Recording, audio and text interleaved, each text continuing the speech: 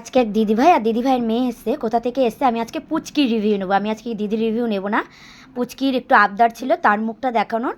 তো ভীষণ সুন্দর একটা ভাইরাল সেই নোয়াটার ভিডিওটা আমি করতে চাইছিলাম না এই কারণেই, এখন আপাতত নোয়াটা নেই, যে কারণে ভিডিওটা করতে চাইছি না। আর যখন আমি আবার ভিডিও করব অনেক, তখন তোমরা বুঝতে পারবে আবার অ্যাভেলেবেল হয়েছে। এই বাজেটের নোয়া কিন্তু প্রচুর আছে। এই বাজেটের দামটা কত শুনবে? 17,000 অ্যাপ্রক্সে আছে, একদম 22 ক্যারেট এইচডি হলমার্কে আছে। আর এত সুন্দর একটা তেঁতুল পাতা তোমার 8,000 অ্যাপ্রক্স পড়েছে, ওকে আমি দেখাবো। আচ্ছা, তুমি কি ফার্স্ট টাইম এসছো না? তাই বলো আগে। আগেও এসছো। ভালো লাগে বিপিচন্দ্র জুয়েলার্স? আমাদের ভালো লাগে। আমি কাউকে জিজ্ঞাসা করিনি কোনো দিন আমাদের ভালো লাগে কি না, তোমাকে জিজ্ঞেস করছি ভালো লাগে।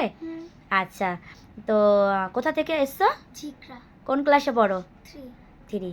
আচ্ছা, দিদির কাছে একটু বলবো। দিদি, তুমি তো আগেও জিনিস নিয়ে গেছো, তো বিপিচন্দ্র জুয়েলার্সের গোল্ড সব ঠিক আছে তো দিদি? কোয়ালিটি সব ঠিক আছে? তুমি আগেও তো আমি আগেও 3-4টা জিনিস নিয়ে গেছো, তো বাজেটের মধ্যে এসে যায়। তো দেখো, দিদি কিন্তু নিজেই বলছে 3-4টে জিনিস দিদি আমাদের কাছ থেকে নিয়ে গেছে। যখনই কেউ অল্প কিনুক বেশি কিনুক, যারই যখন কেনার ইচ্ছা থাকে যে আমি কিছু এখন কিনবো, তখনই কিন্তু মনে পড়ে যে একবার আসে তার এই বিপিচন্দ্র জুয়েলার্সের কথা। তো লাইট ওয়েটের মধ্যেই আছে একদম, কিন্তু জিনিসটা একদম পিওর আছে, একদম এইচডি হলমার্কের আছে। তো দিদির কপাল ভালো, এক পিস আজকে ছিল, এক পিস বেরিয়ে যাচ্ছে। আজকে ডেট আছে, এটাও আমি বলে দিই ডেটটা, কারণ এই ভিডিওটা অনেক দিন বাদে দেখলে ভাবে এখন হয়তো নো অ্যাভেলেবেল নেই। আমি ডেটটাও মেনশন করে দিচ্ছি, 29/10/2025, কিন্তু আজকে বললাম আবার স্টক হবে, আবার ভিডিও করব।